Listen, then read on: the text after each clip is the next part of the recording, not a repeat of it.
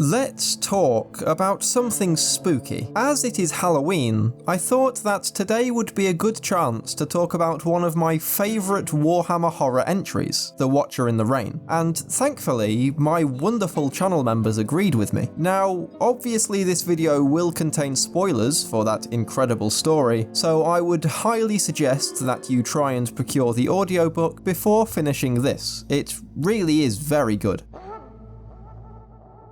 The Watcher in the Rain follows the story of Serena Malus, a scribe of the Adeptus Administratum who was born on the Administratum world K4, a world currently under evacuation because of its new neighbour, a warp storm. Due to the storm, K4 has been experiencing extreme weather conditions, including 8 weeks straight of torrential rain that threatens to flood the capital, just as the warp storm itself threatens to cut the world off from the wider Imperium. As she makes her way to the docks in order to board an escape vessel, Serena is having a chat with an old man, who is also part of the Administratum, though they had never met before the evacuation, which he finds odd. It's here that we get the first hints of something being off about Serena, as she seems nervous and redirects his questions when he asks her which department she belongs to, which shouldn't be that big of a deal, surely. Anyway, as they walk, and as Serena refuses to answer simple questions, the old man sees a shadowy figure in one of the buildings, standing ominously by a window and staring directly at him, though when Serena looks, she can't see anything. Her story is backed up by a guard who tells them that those buildings were evacuated weeks ago. There was absolutely no chance that anyone could still be inside. Upon being asked to provide a blood sample to the guard's servo skull for identification, just as a quick aside, I love servo skulls. I know they're supposed to be a bit creepy, but they're just so adorable. Serena vanishes, fleeing into the rain. This is where we get the second hint that something is off, as the guard immediately opens a Vox channel to report a suspicious female and orders all nearby servo skulls to survey the area, which seems a tad excessive for what has so far been a pretty routine emergency evacuation. After her escape, Serena flees into a nearby tower, searching desperately for ways to get past the guards and onto one of the ships. She eventually finds the tower's generator, though there are a few problems. The generator is deactivated, with no way to turn it back on,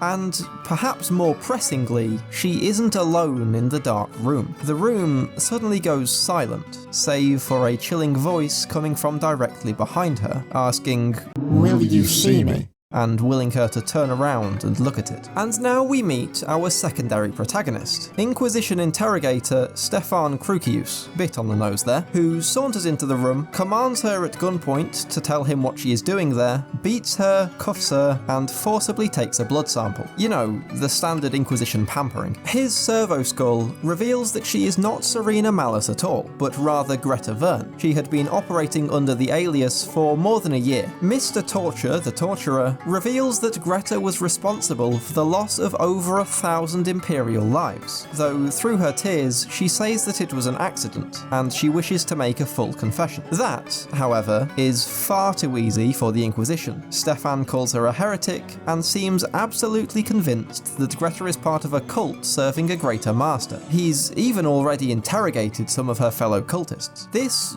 confuses Greta. She says that while what he was accusing her of was true, it had been an accident that was entirely her fault. There was no great cult or larger conspiracy. All that had happened was that Greta had misfiled some requisitions, leading to faulty equipment and munitions being sent to some Imperial Guard units, and food supplies not making it to others, forcing them to resort to cannibalism, which, in standard Imperial fashion, they were later executed for. In her panic, she took an alias in order to avoid punishment. Stefan does not buy this, telling her that he knows they had each been acts of malicious sabotage, and dragging her back to the top of the tower, saying that he would extract a confession from her by any means necessary. When they make it back to the doors, however, they find that they have been locked in, and that the last ships will be leaving the planet in 10 minutes' time. Stefan attempts to get his servo skull to open the door, but it does not respond. After a tense silence, the skull begins stuttering. Will you see me?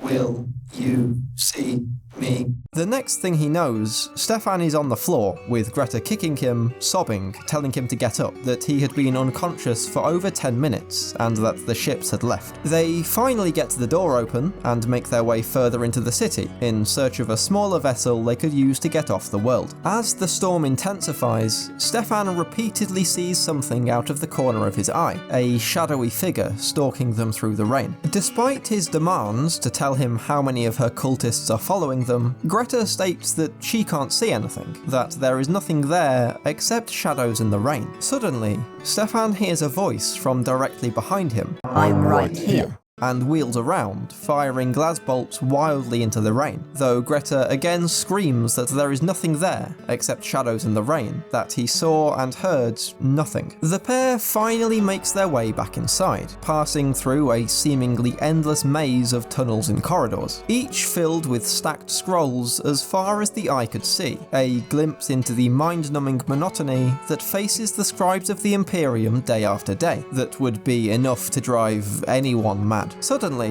they hear screaming from the levels below, an asylum designed for those that did get driven mad by their work. Greta, for some reason, seems upset that her fellow human beings and co-workers have simply been left behind to die like animals, while Crucius states that the Imperium will endure without those broken by service to its bureaucracy. In the ensuing argument about the sanctity of human life, the floor gives way, sending the pair falling down several levels and forcing them to work together to find more stable ground. Once they climb back up, they realise that their only path forward is through the asylum, a cold, dark, terrifying place. Most of the inmates have gathered in a large room in the distance, chanting a strange hymn that neither Greta nor Stefan have heard before. As they move through the abandoned corridors, they find a robed inmate standing on a pulpit above them, who says that, of course, he can give them directions to the hangar, but he is currently swamped with paperwork, I'm sure you understand, and he should have their directions ready in 3 to 12 months. As he says this, the chanting of the inmates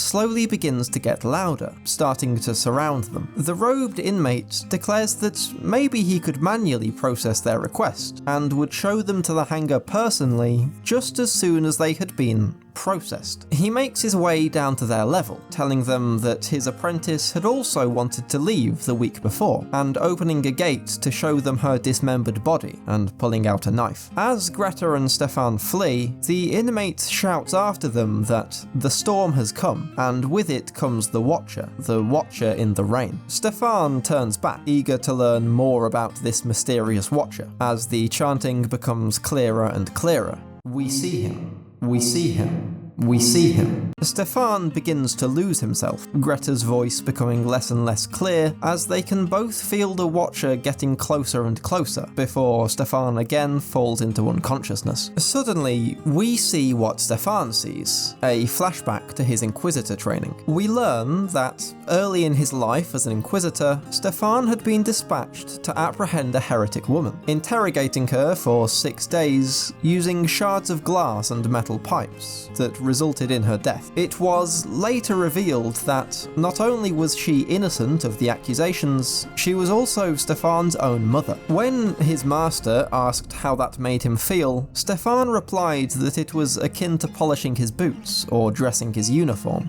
just another day in the office. His master states that, to be an inquisitor, they must leave behind their emotions and feelings, and asks Stefan to read a passage from the Inquisitor Handbook. To conquer the monstrous, we must be then yet more monstrous, for we are at war with a galaxy of horrors, with the Xenos, the heretic, the abominations of the warp, all who seek to threaten the righteous destiny of the Imperium of Man. A single drop of mercy will cost us oceans of innocent blood. We cannot afford pity. I know there are supposed to be no good guys in 40k, but Christ, saying that they cannot afford to spill innocent blood immediately after killing your own innocent mum is wild. The vision ends with Greta striking Krukius, demanding that he wake up as the chanting inmates descend upon them. As they reach the door to the chamber, Greta uses Stefan's gun to shoot out one of the windows, flooding the room due to the amount of water built up outside and killing all of the inmates. As they make their way towards the hangar, Greta reassures Krukius that what he saw wasn't real and that they had to keep moving. The whole time, the pair can both hear the Watcher behind them, slowly getting closer and closer. Finally, they reach the hangar, and Greta asks Stefan which of the ships they should take, as she cannot fly any of them. He doesn't respond, and when she turns around, she sees him frozen,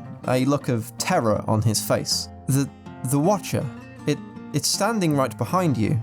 It wants you to turn around. No, it is not.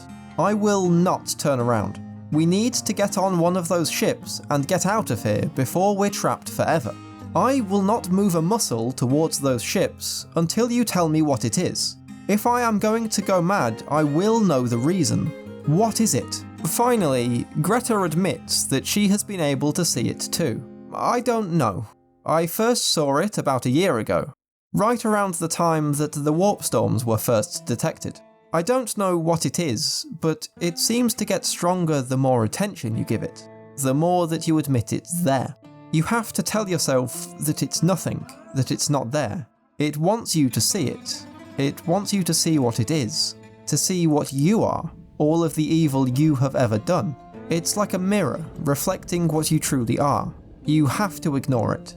If you see it, it will take you. The pair finally manage to get aboard a ship and flee the planet, though Stefan again sees the Watcher, reflected in the rain on the windshield. Greta grabs the wheel and manages to keep the ship steady as they escape the planet's atmosphere, before turning to Stefan and calming him down, reassuring him that whatever the Watcher was, they left it behind on the planet, and that there was nothing left out here except stars and space. Sufficiently calm, Stefan gets up to check if they have enough rations for the month-long trip to the next docking station. It almost seems like a happy ending, when suddenly Stefan hears his mother's voice from outside the ship, knocking on the hull. He immediately slips back into madness, attempting to open the door, before Greta shoots him, and then again, and again. Stefan seems to realise what is happening, saying that he would have done the same thing if he were in her position, that he realised that at his core, he was a monster, and she was just a scared scribe. He pulls a Vox recorder from his coat and records a message saying that he absolved Greta of all wrongdoing, that the error had been traced back to her by mistake, and that she was innocent of all charges. Putting away the recorder, Stefan begs Greta to finish him off, saying that he forgave her and understands why she did what she did, and that he knows she is innocent. This is where we get to the twist in the tale, as Greta smiles a vicious smile and begins to confess to Stefan. She tells him that she had been telling the truth, that the first misfiling had indeed been a mistake, and once she realised, she had broken down, terrified of what the Imperium would do to her if they found out. After looking into the consequences, she saw that she had caused 84 casualties, and so took an alias in an attempt to hide. However, when nobody seemed to even notice her mistake, she came to a series of terrible realizations, that there was simply too much red tape in the Imperium's endless bureaucracy for anyone to ever trace her mistakes back to her, and that she could inflict more damage than even the most intrepid of the Imperium's warriors with only her pen. She began to revel in her newfound power, regularly and intentionally misfiling requisitions, finding new and creative ways to cause damage, such as sending food shipments set to spoil days before their arrival, or rerouting replacement vehicles and equipment to fortresses already under siege. Hidden within the complexity and stagnation of the Imperium's systems, she had caused untold death and destruction for over a year, blaming the Imperium for turning her into the monster she now was, and claiming that what she had done was necessary in order to stop it from creating more like her and Stefan. That was why the Watcher had been following her, and why she refused refused to look at it. She knew what she would see, and knew that she was incapable of truly facing the weight of the billions she had killed. Suddenly, their ship receives a hail from a nearby Imperial Navy ship. She thanks Stefan's now dead corpse for hearing her confession, and thanks the Emperor for sending her aid. Then, the scene shifts to aboard the Navy vessel, where the captain is reminding a guilty-looking officer that they are still several weeks away from port, and that some fool from the Munitorum had given them nothing but rotten food to get them through a 10-week voyage. He tells the officer not to let any of the men see him taking the bodies to the kitchen. And that is where the story ends. What I love about this story is that while the Watcher is certainly a real warp entity, it actually wasn't responsible for any of the actual evil done. Normal, ordinary people were. Greta and the inmates were obviously driven insane by their work as scribes. Crucius was forced to kill his own mother by the Inquisition, and even the Navy officers at the end were driven to cannibalism by Greta's own actions. The Watcher had nothing to do with any of that. It only forced them to face up to their own evil deeds. So that was The Watcher in the Rain. Again, if you haven't already, I highly recommend listening to the full audio drama if you can get a hold of it. It's one of the best 40k audiobooks I've ever listened to. But anyway, if you've made it to this far in the video, thank you so much. It really does mean a lot. A huge special thank you to my channel members, Vort, Cersei and Don Balthazar, for supporting me. Like, subscribe, all the rest, and I'll see you all in the next video.